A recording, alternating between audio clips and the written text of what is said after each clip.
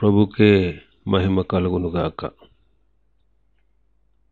కూడొచ్చిన మీ అందరికీ, కర్మిల ఆత్మీయ సహవాస సంఘ విశ్వాసులందరికీ మన ప్రభువును ప్రియరక్షకుడునైన యేసుక్రీస్తు వారి శ్రేష్టమైన నామములో శుభములు మరియు వందనాలండి. నిర్గమకాండం 2వ అధ్యాయాన్ని మనం ధ్యానం చేసుకుంటున్నాం.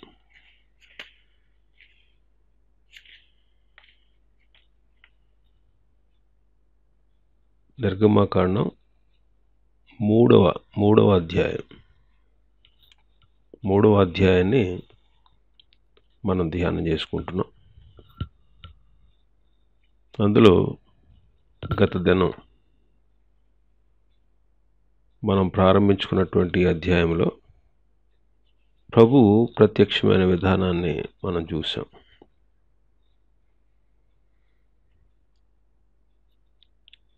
హోరేబు అనేటువంటి ప్రాంతంలో మోషే గారు ఆ మందను మేపుతున్న టైంలో ప్రభు అతనికి ప్రత్యక్షమయ్యారు. సీనాయి పర్వతం, హోరేబు ఈ రెండు ఒకటే.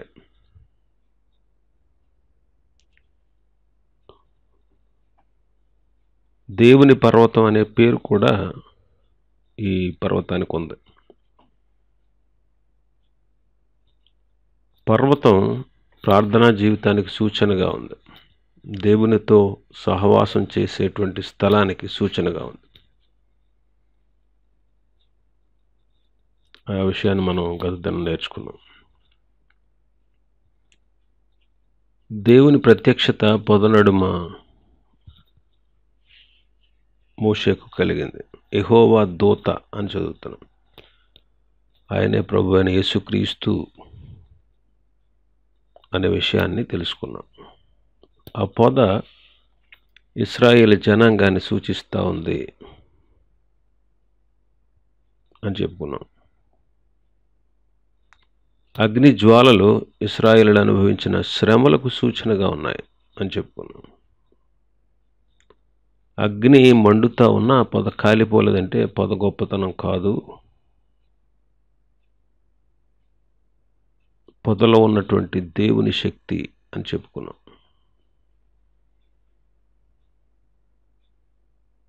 ప్రభు ఆ పొద నడుమనే ఉన్నారు. అంటే మనం పొందేటువంటి శ్రమల్లో ప్రభు మనల్ని ఎప్పుడు విడిచిపెట్టరు, ఆయన మనతోనే ఉంటారు అనే విషయాన్ని జ్ఞాపకం చేసుకున్నాం. మోషే మొదట్లో ఆ పొదకు దూరంగా ఉన్నాడు. అలాగే చాలామంది విశ్వాసులు, సంఘం కానీ సంఘ విశ్వాసులు కానీ శ్రమల్లో ఉన్నప్పుడు దూరంగా ఉంటారు.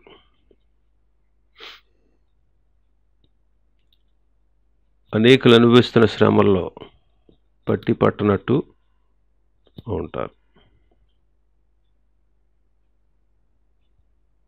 అలా ఉండకూడదు దేవుని విశ్వాసులు అని చెప్పుకున్నాం. మోషే ఆ పొద ఎలా కాలిపోలేదు, నేను ఆ తట్టు వెళ్ళి చూస్తాను అనుకున్నాడు. అంటే తానున్న ప్రదేశాన్ని విడిచి ఆ పొద దగ్గరకు వస్తున్నాడు. మానవులు కూడా తామున్నటువంటి పాప స్థితిని విడిచిపెట్టి ప్రభు దగ్గరికి రావాలి. తప్పిపోయిన కుమారుడు తిరిగి వచ్చినట్టు. కాబట్టి మనం కూడా మనం ఉన్నటువంటి పాప స్థితిని విడిచి ప్రభు దగ్గరికి వస్తే, ఆ వింత చూడడానికి వచ్చాడు మోషే. అదొక వింత, అదొక మిరాకిల్, అదొక అద్భుతం అన్నమాట. అప్పుడే మన జీవితాల్లో అద్భుతాలు చూడగలం. ఇంకా మోషే దృష్టి ఆ పొద మీదే ఉంది, ఎందుకంటే ఆ పొదలో దేవుడు ఉన్నారు. కాబట్టి మన దృష్టి కూడా దేవుని మీదే ఉండాలి. ఆయన వైపు చూస్తూ మన విశ్వాస యాత్రలో ముందుకు సాగిపోవాలి. పేతురు గాలిని చూసి మునిగిపోసాగాడు. ప్రభువును చూసినప్పుడు నీళ్ళ మీద నడిచాడు. గాలిని చూసి మునిగిపోసాగాడు. కాబట్టి ప్రభు వైపు చూడడం అన్ని విధాలా మనకి ప్రయోజనకరం అని చెప్పుకున్నాం. ఇంకా మనం చూస్తే 4వ వచనంలో, నిర్గమాకాండం 3:4, దానిని చూచుటకు అతడు ఆ తట్టు వచ్చుట యెహోవా చూచెను. మన ప్రభు సమస్తాన్ని చూసేవాడు. మన ప్రభు సమస్తాన్ని చూసేవాడు. ఇర్మీయా గ్రంథం 23వ అధ్యాయం 23-24 వచనాలు చదువుతాను. నేను సమీపమున నుండి దేవుడను మాత్రమేనా, దూరమున నుండి దేవుడను కానా? యెహోవా సెలవిచ్చిన మాట ఏదనగా, నాకు కనబడకుండా రహస్య స్థలములలో దాగగలవాడెవడైనా కలడా? నేను భూమి ఆకాశములు ఎందంతటా ఉన్నవాడును కానా? ఇదే యెహోవా వాక్కు. ఆయన సమస్తాన్ని చూసేవాడు. నాకు కనబడకుండా రహస్యమైన స్థలాల్లో దాగగలవాడు ఎవడైనా ఉన్నాడా అని ప్రభు అడుగుతున్నారు. ఆయనకి తెలియని రహస్యం అంటూ ఏది లేదు. ఆయనకు తెలియని రహస్యం అంటే అన్నీ తెలుసు. ఆయనకి సమస్తము నిర్వహించేవాడు ఆయన. అరశేకలు పన్ను వసూలు చేసిన వాడు ప్రభు దగ్గరకు వచ్చి అడిగినప్పుడు పేతురుని అంటారు, ప్రభు, పేతురు, నువ్వు సముద్రంకు వెళ్ళు, గేలం వేయి. మొట్టమొదట ఏ చేప అయితే వస్తుందో ఆ చేపను పట్టుకో, దాన్ని నోరు తెరు, అందులో షెకెలు దొరుకుతుంది నీకు. ధోనికి కుడివైపు వలవేయండి, విస్తారమైన చేపలు పడ్డాయి. ఇదిగో మీరు ఎదుట ఉన్న గ్రామానికి వెళ్ళండి, అక్కడ కట్టబడి ఉన్న ఒక గాడిదను, దాని పిల్లను మీరు చూస్తారు, దాన్ని తోలుకురండి.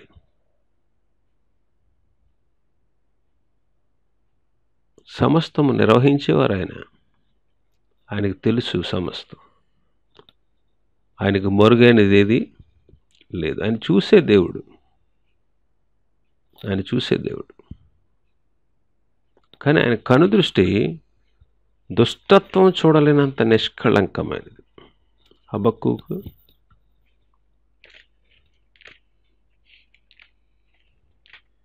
హబక్కూకు గ్రంథం 1వ అధ్యాయం 13వ వచనం. నీ కనుదృష్టి దుష్టత్వము చూడలేనంత నిష్కళంకమైనది కదా. దుష్టత్వం చూడలేనంత నిష్కళంకమైనది ఆయన కనుదృష్టి. కాబట్టి ఆయన దృష్టికి మనం యథార్థవంతులుగా కనబడాలి. దినవృత్తాంతాల 2వ గ్రంథం 16వ అధ్యాయం. దినవృత్తాంతాల 2వ గ్రంథం 16వ అధ్యాయం 9వ వచనం.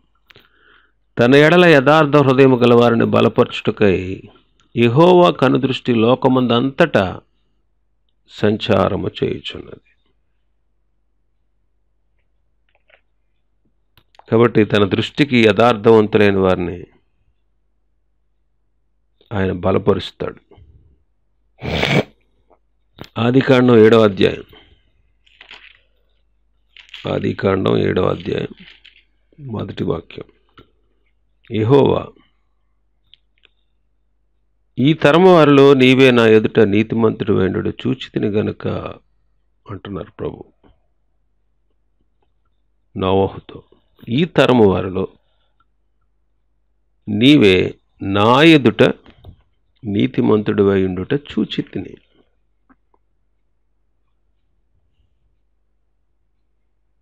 ఆయన దృష్టికి మనం నీతిమంతులుగా కనబడాలి. ప్రభు దృష్టికి నీతిమంతులంట జకరియా, ఎలిజబెత్తులు.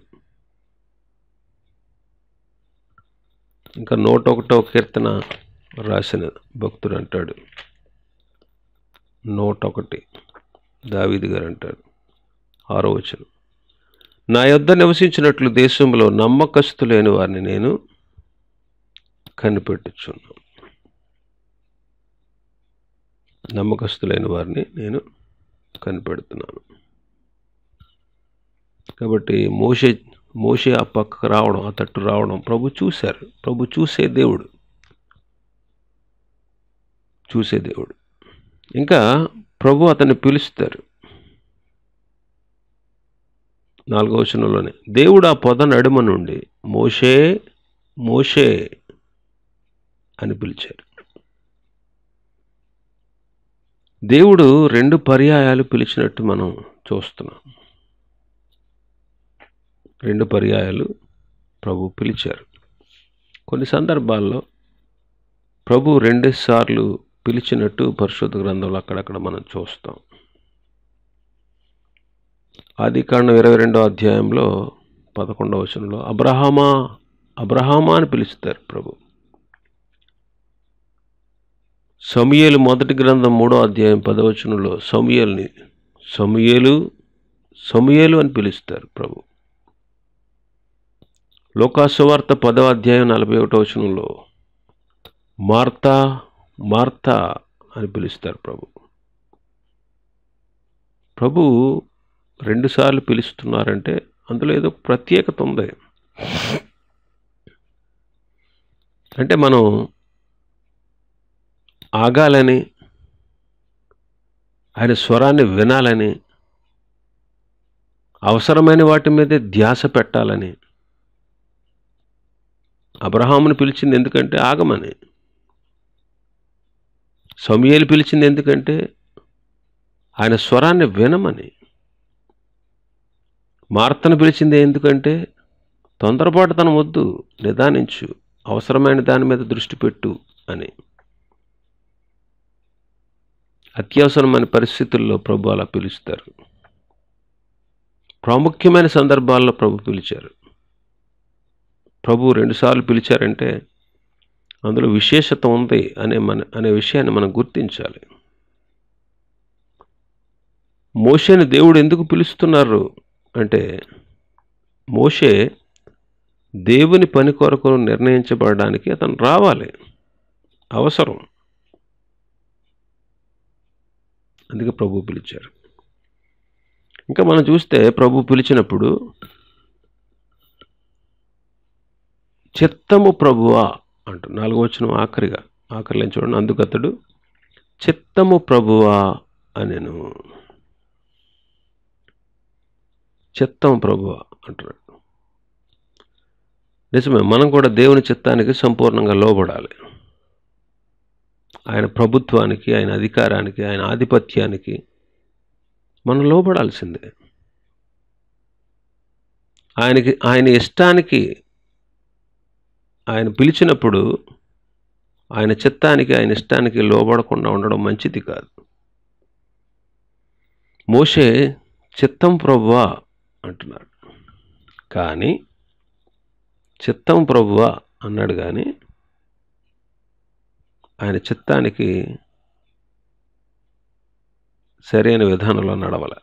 చూడండి 13వ వచనంలో మోషే చిత్తగించుము, నేను ఇశ్రాయేలు యొద్దకు వెళ్ళి వారిని చూచి మీ పితరుల దేవుడు మీ యొద్దకు నన్ను పంపినని వారితో చెప్పగా వారు ఆయన పేరేమి అని అడిగిన ఎడల వారితో నేనేమి చెప్పవలెను?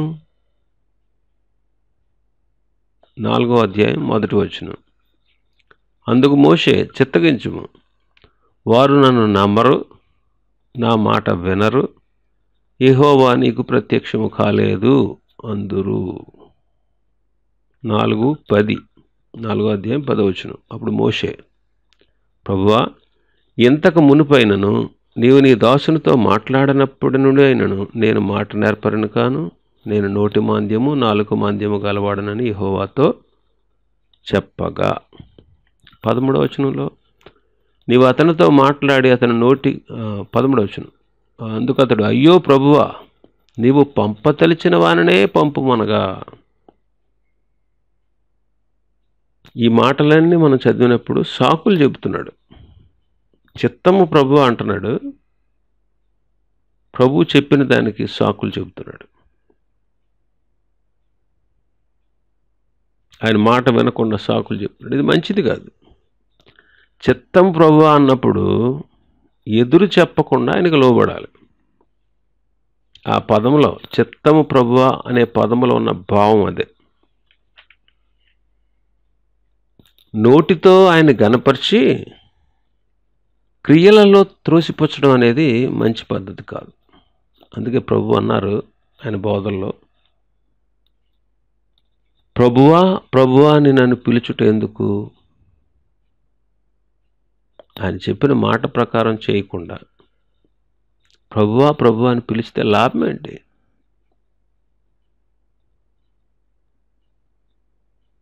కాబట్టి గమనించండి, ఆయన ఇష్టానికి మనం సంపూర్ణంగా అప్పగించుకోవాలి.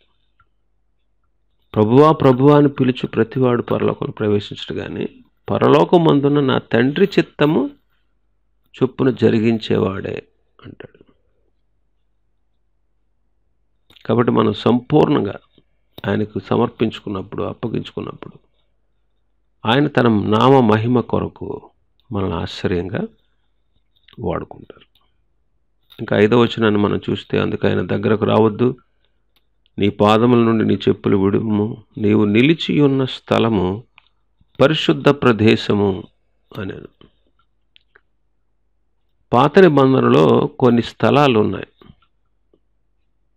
అవి పరిశుద్ధ స్థలాలు. ఏంటి ఆ పరిశుద్ధ స్థలాలు అని మనం ఆలోచన చేస్తే, నిర్గమకాండం 25,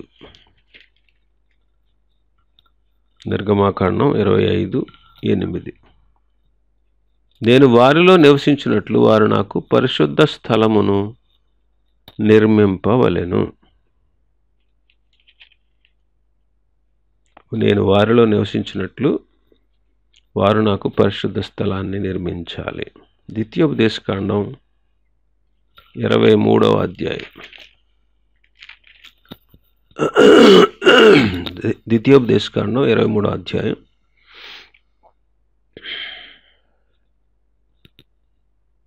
13వ వచనాన్ని చదువుతాను. మరియు నీ ఆయుధములు గాక గసిక ఒకటి నీ యొద్ద ఉండవలను. నీవు బహిర్భూమికి వెళ్ళినప్పుడు దానిని త్రవ్వి వెనుకకు తిరిగి నీ మలమును కప్పివేవారు. నీ దేవుడైన యెహోవా నిన్ను విడిపించుటకు, నీ శత్రువులను నీకు అప్పగించుటకు నీ పాళెములో సంచరించుచుండును గనుక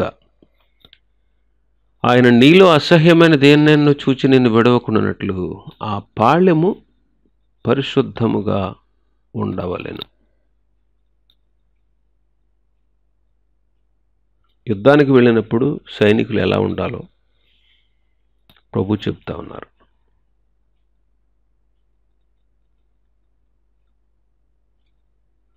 పాళెంలో ప్రభు సంచరిస్తూ ఉంటారు. కాబట్టి బహిర్భూమికి వెళ్ళినప్పుడు ఆ మలాన్ని మట్టితో కప్పేయాలంటున్నాడు ప్రభు. ఎందుకంటే నేను సంచరించే ప్లేసు పరిశుద్ధంగా ఉండాలి. నేను సంచరించే ప్లేసు, అలా కొన్ని స్థలాలు పరిశుద్ధంగా ఉండాలి అని ప్రభు పాళెం పరిశుద్ధంగా ఉండాలంటున్నాడు ఇక్కడ. పాళెము పరిశుద్ధంగా ఉండాలి. ఇప్పుడు అలాంటి పరిశుద్ధ స్థలాలు లేవు. నేడు పరిశుద్ధమైనటువంటిది ఏంటి అంటే సంఘమే. కొరింథీయులకు రాసిన మొదటి పత్రిక 3వ అధ్యాయం. కొరింథీయులకు రాసిన మొదటి పత్రిక 3వ అధ్యాయం 16-17 వచనాలు. మీరు దేవుని ఆలయమై ఉన్నారని, దేవుని ఆత్మ మీలో నివసించుచున్నాడని మీరు ఎరుగరా? ఎవడైనాను దేవుని ఆలయమును పాడు చేసినట్టు దేవుని వారిని పాడు చేయదు. దేవుని ఆలయం పరిశుద్ధమై ఉన్నది, మీరు ఆ ఆలయమై ఉన్నారు, మీరు పరిశుద్ధులై ఉన్నారు. రెండో అంకేసి ఫుట్ నోట్స్లో ఏం రాశారు? లేక మీరును పరిశుద్ధులై ఉన్నారు. మీరు దేవుని ఆలయమై ఉన్నారు. ఇక్కడ మోషే తాను నిల్చున్న స్థలం పరిశుద్ధమైనది. పరిశుద్ధమైన స్థలంలో ఉన్నప్పుడు, నిలిచి ఉన్నప్పుడు ప్రభు మాట్లాడుతూ ఉన్నారు. ప్రభు మాట్లాడుతున్నారు. అలాగే మనం కూడా పరిశుద్ధులుగా ఉన్నప్పుడు, పరిశుద్ధతలో నిలకడగా ఉన్నప్పుడు ప్రభు మనతో మాట్లాడతారు. మరి పరిశుద్ధంగా ఉంటున్నామా? పాత నిబంధనలో కొన్ని స్థలాలు పరిశుద్ధం, కానీ ఇప్పుడు మన జీవితాలు పరిశుద్ధం. ఇప్పుడు మనమే ఆయన ఆలయం. అంటే ఆలయం అంటే నివసించే చోటు, ప్రభు నివసించే చోటు. కాబట్టి మనలో ప్రభు నివసించాలి. ప్రభు మనలో నివసించాలి అంటే మనం పరిశుద్ధంగా ఉండాలి. మనం ఎలా ఉండాలి? పరిశుద్ధంగా ఉండాలి. పరిశుద్ధంగా ఉండాలి. ప్రభు మనలో ఉన్నారు. ప్రభు మనలో నివసించడానికి ఇష్టపడుతున్నారు ఆయన. కాబట్టి మన జీవితాలు పరిశుద్ధంగా ఉండాలి. పరిశుద్ధతలో నిలకడగా ఉన్నప్పుడే ప్రభువు మాట్లాడతారు. అక్కడ మోషే పరిశుద్ధ స్థలంలో ఉన్నాడు. అందుకే ప్రభు అతనితో మాట్లాడుతున్నాడు. మనం చక్కగా ఆయన ఎదుట పరిశుద్ధతలో నిలిస్తే ప్రభు మనతో మాట్లాడతాడు. ఇంకా మనం చూస్తే 5వ వచనంలో, దగ్గరకు రావద్దు, నీ పాదముల నుండి నీ చెప్పులు విడువుము అని చెప్తున్నారు ప్రభు. ప్రభు ఉన్నటువంటి ఆ స్థలం పరిశుద్ధమైనది కాబట్టి చెప్పులు విడిచిపెట్టు అని చెప్తున్నారు. యెహోషువ గ్రంథంలో కూడా యెహోషువతో ప్రభు మాట్లాడతారు. 5వ అధ్యాయం 15వ వచనం. అందుకు యెహోవా సేనాధిపతి, నీవు నిలిచి ఉన్న ఈ స్థలము పరిశుద్ధమైనది, నీ పాదరక్షలు తీసివేయమని యెహోషువతో చెప్పగా యెహోషువ అలాగు చేసెను.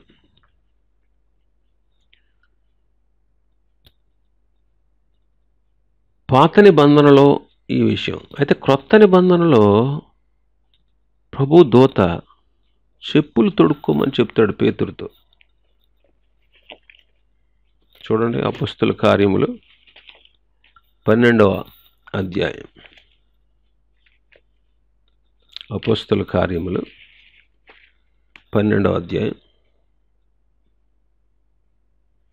7-8 వచనాలు. ఇదిగో ప్రభు దూత అతని వద్ద నిలిచిన, అతడు ఉండిన గదిలో వెలుగు ప్రకాశించిన. దూత పేతురు ప్రక్కన తట్టి త్వరగా లెమ్మని చెప్పి లేపగా సంఖ్యలు అతని చేతిని నూడిపడినప్పుడు దూత అతనితో, నీవు నడుము కట్టుకుని చెప్పులు తొడుక్కో అని చెప్పాడు. ఆలోచన చేయండి, చెప్పులు అంటే పవిత్రతకు సూచనగా ఉన్నాయి. చెప్పులు ప్రవర్తనకు సూచనగా ఉన్నాయి. ఈ దినాల్లో చెప్పులు విడవడం అంటే మన ప్రవర్తనలో ఉన్నటువంటి మాలిన్యము అనేటువంటి వాటిని విడిచిపెట్టాలి. మాలిన్యం అనే చెప్పుల్ని. పాత నిబంధన కాలానికి ఇప్పటి కాలానికి చాలా మార్పులు వచ్చాయి. అప్పుడున్నట్టుగా ఇప్పుడు బలులు లేవు. అప్పుడున్నట్టుగా ఇప్పుడు విశ్రాంతి దినం లేదు. అప్పుడున్నట్టుగా పాత నిబంధన కాలంలో ఉన్న పండుగలు ఇప్పుడు లేవు. దేవాలయపు తెర నడిమికి చిరిగిపోయింది. ఇప్పుడు కృప కింద ఉన్నాం. ధర్మశాస్త్రం క్రింద లేము. యాజకత్వం కూడా మార్చబడింది. అంటే దీని అర్థం ఏంటంటే, మనలో ఉండేటువంటి అవిధేయత, పాత జీవితం, అపవిత్ర జీవితం అనే చెప్పులు విడిచి మనం ప్రభు నామ మహిమార్థంగా జీవించాలి. పాత జీవితాన్ని విడిచిపెట్టి క్రొత్త జీవితాన్ని జీవించాలి. పాత జీవితాన్ని విడిచిపెట్టి క్రొత్త జీవితాన్ని జీవించాలి. పౌలు గారు అంటారు తిమోతితో, నా కుమారుడు తిమోతి, నీవు నీ యవ్వనేచ్ఛల నుండి పారిపోవు, యవ్వనేచ్ఛలను విడిచిపెట్టు అంటారు. పేతురు తిమోతి 2వ పత్రిక 2వ అధ్యాయం 22వ వచనం, నీవు యవ్వనేచ్ఛల నుండి పారిపోము, 4 ఫుట్ నోట్స్ లంకేసి విడిచి పారిపోము అని ఉంటుంది. యవ్వనేచ్ఛలను విడిచిపెట్టాలి. ఇంకా అంటారు పేతురు గారు తన పత్రికలో, మొదటి పత్రిక 1వ అధ్యాయం 18-19 వచనాలు చూస్తే, పితృపారంపర్యమైన మీ వ్యర్థ ప్రవర్తనను విడిచిపెట్టినట్లుగా వెండి బంగారముల వంటి క్షయ వస్తువుల చేత మీరు విమోచింపబడలేదు. పితృపారంపర్యమైన మీ వ్యర్థ ప్రవర్తన విడిచిపెట్టాలి. అందుకే మీరు విమోచించబడ్డారు. యేసుక్రీస్తు ప్రభు యొక్క నిష్కళంకమైనటువంటి, నిర్దోషమైనటువంటి, అమూల్యమైనటువంటి రక్తము చేత మీరు విమోచించబడ్డారు. ఎందుకు మీరు విమోచించబడ్డారంటే, వ్యర్థ ప్రవర్తన, పితృపారంపర్యమైన, పితరుల దగ్గర నుంచి వచ్చినటువంటి ఆచార వ్యవహారాలు, వ్యర్థ ప్రవర్తనను విడిచిపెట్టాలి అని విడిచిపెట్టాలి.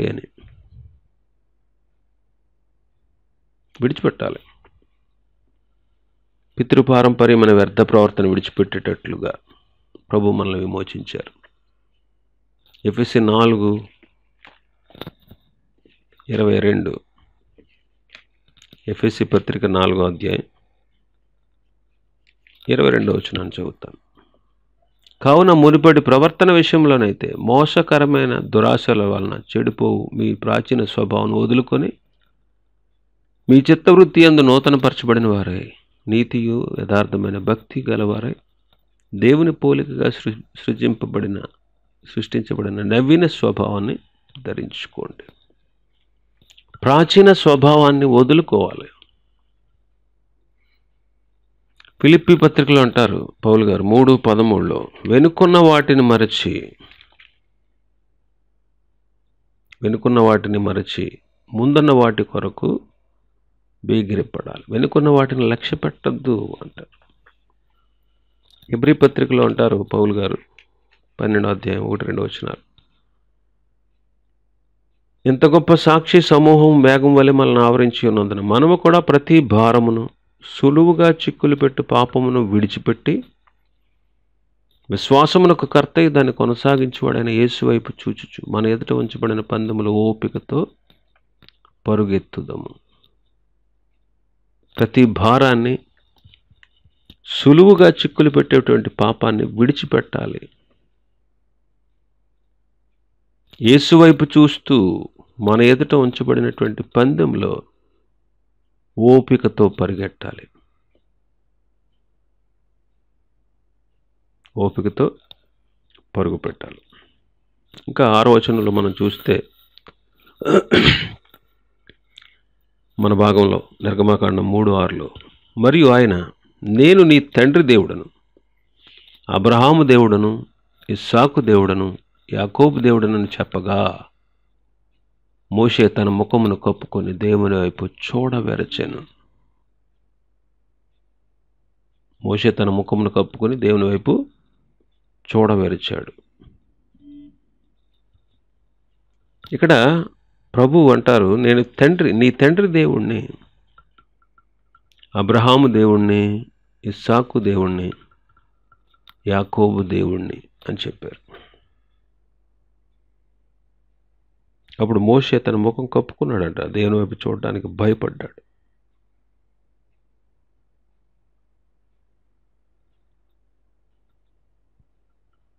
ఇంకా 15వ వచనాన్ని ఒకసారి చూద్దాం. 3వ అధ్యాయం 15. మరియు దేవుడు మోషేతో ఇట్లనెను, మీ పితరుల దేవుడైన యెహోవా అనగా అబ్రహాము దేవుడు, ఇస్సాకు దేవుడు, యాకోబు దేవుడైన యెహోవా మీ వద్దకు నన్ను పంపినని నీవు ఇశ్రాయేలుతో చెప్పాలి. 16వ వచనంలో, నీవు వెళ్ళి ఇశ్రాయేలు పెద్దలను పోగు చేసి మీ పితరుల దేవుడైన యెహోవా అనగా అబ్రహాము, ఇస్సాకు, యాకోబుల దేవుడు నాకు ప్రత్యక్షమైట్లనను అని చెప్పాలి. బైబిల్లో అబ్రహాము దేవుడని 25 సార్లు ఉన్నాడని భక్తులు చెప్తారు. ఇస్సాకు దేవుడని 15 సార్లు ఉంది. యాకోబు దేవుడని 90 సార్లు ఉందండి. యాకోబు అంటే మోసగాడు, పేరుకు తగినట్టే మోసగాడు. ఆ మోసగాడి పేరు మీదే దేవుడు ప్రత్యక్షమయ్యాడంటే చూడండి, ఆ దేవుని అపారమైనటువంటి కృప ఎంత గొప్పదో.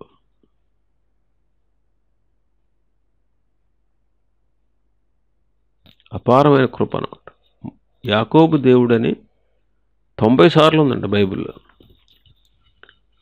అంటే అబ్రహాము దేవుడు, ఇస్సాకు దేవుడు అనడం కంటే ఎక్కువగా యాకోబు దేవుడు అని అన్నాడు, ప్రత్యక్షపరుచుకున్నాడు ఆయన. యాకోబు అంటే మోసగాడు అని అర్థం. అలాంటి పేరు మీదే ప్రభు ప్రత్యక్షమయ్యారు అంటే అది దేవుని అపారమైన కృప. అందువల్ల మనం కూడా ఆయన మనకు దేవుడు అనడానికి అవకాశం దొరికింది. మనం యాకోబు కంటే గొప్ప మోసగాడు కదా. యాకోబు మోసగాడు అంటాం, కానీ అంతకంటే ఎక్కువైన మోసం మనలో ఉంది. ఆయన మనకు దేవుడు అవడం ఇంకా ఆశ్చర్యం. యాకోబు దేవుడు అని పిలుచుకోవడం పెద్ద ఆశ్చర్యం కాదు, కానీ మన దేవుడు, మనం ఆయన పిల్లలమని చెప్పడం అది ఇంకా మరీ విడ్డూరం. ఎందుకంటే మనం అందరికంటే అన్నిటికంటే ఎక్కువ మోసగాళ్ళు. కీర్తన 130 అధ్యాయం 3వ వచనం. యెహోవా, నీవు దోషములను కనిపెట్టి చూచిన ఎడల ప్రభువా ఎవడు నిలవగలడు? నీవు దోషములను కనిపెట్టి చూస్తే అసలు ఒక్కడు నిలవలేడు ఆయన ఎదుట. ఆయన గనక మనల్ని పరీక్షిస్తే మనం యాకోబు కంటే కూడా ఎక్కువ మోసాలు మనలో ఉన్నట్టు బయలుపడతాయి. ఎవరు నిలవగలరు? ఎవడూ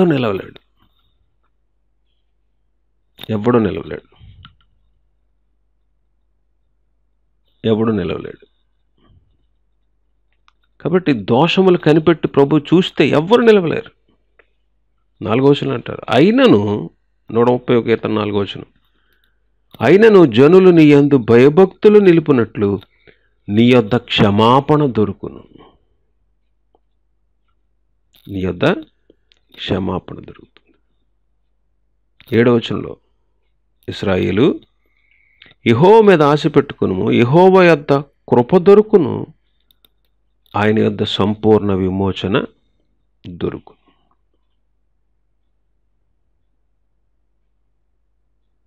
ఆలోచన చేయండి, మనం ఆయన ఎందుకు భయభక్తులు నిలపాలని. అసలు దోషాలు కనిపెట్టి చూస్తే ఎవరు నిలవలేరు. వ్యభిచారమందు పట్టబడిన స్త్రీని ప్రభు దగ్గర తీసుకొచ్చారు, నిలబెట్టారు. ఇదిగో యేసు ప్రభువా, మా ధర్మశాస్త్రం ఇదిగో ఇలాంటి పాపాలు చేసిన వాళ్ళని మాకు దొరికితే వాళ్ళని సర్వసమాజం రాళ్లతో కొట్టి చంపండి అని మోషే ద్వారా దేవుడు మాకు ఆజ్ఞాపించారు. ఇదిగో ఈమె వ్యభిచారం చేస్తూ పట్టబడింది, నువ్వేం చెబుతావు? అంటే ఆయన మీద నేరం మోపాలి, ఆయన పట్టుకోవాలి, ఆయన బంధించాలి, ఆయన నాశనం చేయాలి, అంటే ఆయన చంపేయాలి. ఎందుకంటే ఆయన ప్రాచుర్యం ఎక్కువైపోతుంది, అందరూ ఆయన వెంబడి వెళ్ళిపోతున్నారు, లోకమంతా ఆయన వెంబడి వెళ్ళిపోతుంది. ఇలా వెళ్ళిపోతే మన యోధా మతానికి నష్టం, మన మతం భ్రష్టు పట్టిపోద్ది, ప్రజలందరూ ఆయన శిష్యులు అయిపోతారు. అది వాళ్ళ భయం. అందువల్ల ఎలాగైనా ధర్మశాస్త్రానికి వ్యతిరేకంగా ఒక్క మాట అన్నా చెప్తాడేమో ఆయన. ఒక్క మాట చెప్పినా చాలు, ఆయన పట్టుకుని మనం చంపేయచ్చు. అది వాళ్ళ ప్లాన్. అందుకే తీసుకొచ్చారు వ్యభిచారమందు పట్టబడిన స్త్రీని. ప్రభు అన్నారు, మీలో పాపం లేనివాడు మొదట ఆమె మీద రాయి వేయండి. పాపం లేనివాడు ఒక్కడున్నా మొదట ఆమె మీద రాయి వేయండి, మిగతా వాళ్ళ తర్వాత కొట్టేసి చంపేయచ్చు. పాపం లేనివాడు ఒక్కడు మొదట రాయి వేయండి. పెద్దవాడు మొదలుకొని చిన్నవాళ్ళ వరకు ఆ రాళ్ళు అక్కడ పడేసి ఒకళ్ళ తర్వాత ఒకరు వెళ్ళిపోయారంట. ఆయన దోషములు కనిపెట్టి చూస్తే ఎవ్వడు ఆయన ఎదుట నిలవలేడు. అయినా మనం ఆయన ఎదుట నిలవలేము మన దోషాలు కనిపెట్టి చూస్తే. అయినా ఆయన దగ్గర క్షమాపణ దొరుకుతుంది. ఎందుకంటే మనం ఆయన ఎంత భయభక్తులు ఉంచాలి కాబట్టి, ఆయన బిడ్డలుగా మనం చలామణి అవ్వాలి కాబట్టి ఆయన దగ్గర క్షమాపణ దొరుకుతుంది, ఆయన దగ్గర కృప దొరుకుతుంది, ఆయన దగ్గర సంపూర్ణ విమోచన దొరుకుతుంది. సంపూర్ణ విమోచన దొరుకుతుంది. ప్రభు యాకోబు దేవుడు అని ప్రత్యక్షమయ్యాడు అని చెప్పుకుంటున్నాడు. అప్పుడు మోషే తన ముఖాన్ని కప్పుకొని దేవుని వైపు చూడాలంటే భయపడ్డాడు. దేవుని వైపు చూడాలంటే ఎవరికైనా భయమే, ఆయనతో మాట్లాడాలన్నా భయమే. మనలో పాపం ఉంటే కనుక మరీ భయం, మనలో పాపం ఉంటే కనుక మరీ భయం. అందుకే కదా చల్లపోట ప్రభు ఆ తోటలోనికి వచ్చినప్పుడు ప్రభు సన్నిధిలో నిత్యము ఆనందించే ఆదాము అవ్వలు పాపం చేసినందువల్ల భయపడి దాక్కున్నారు.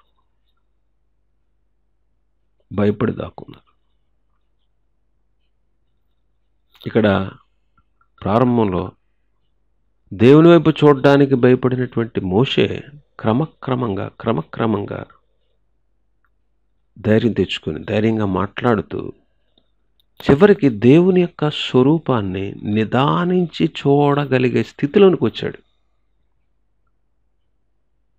మొదట్లో భయపడినటువంటి మోషే ఆ తర్వాత క్రమక్రమంగా ధైర్యాన్ని తెచ్చుకొని ధైర్యంగా మాట్లాడుతూ చివరికి దేవుని స్వరూపాన్ని నిదానించి చూడగలిగేటువంటి స్థితిలోనికి వచ్చాడు. సంఖ్యాకాండం 12వ అధ్యాయం. సంఖ్యాకాండం 12వ అధ్యాయం 7-8 వచనాలు.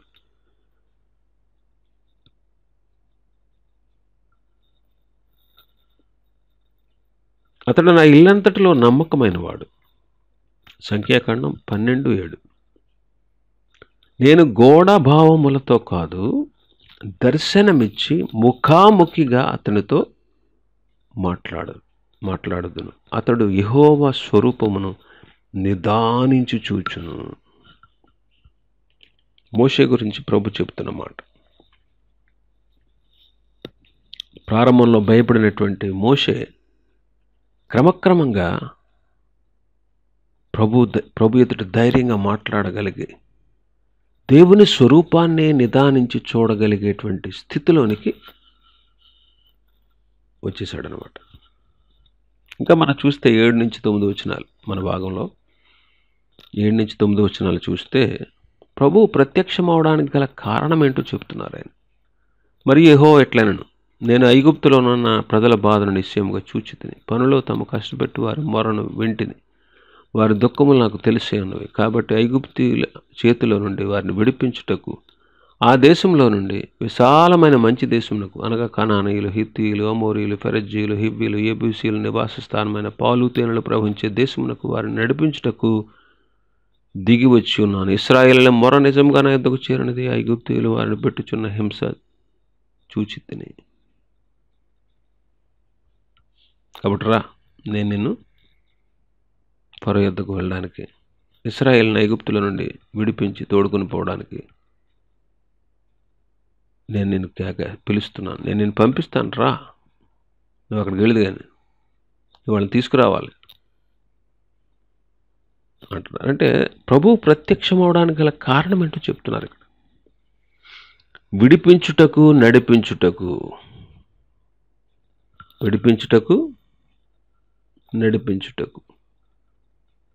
8వ వచనంలో చూస్తాం మాట. కాబట్టి ఐగుప్తుల చేతిలో నుండి వారిని విడిపించుటకు, 8వ వచనం ఆఖరిలో, పాలు తేనెలు ప్రవహించే దేశమునకు వారిని నడిపించుటకు దిగి వచ్చి ఉన్నాను.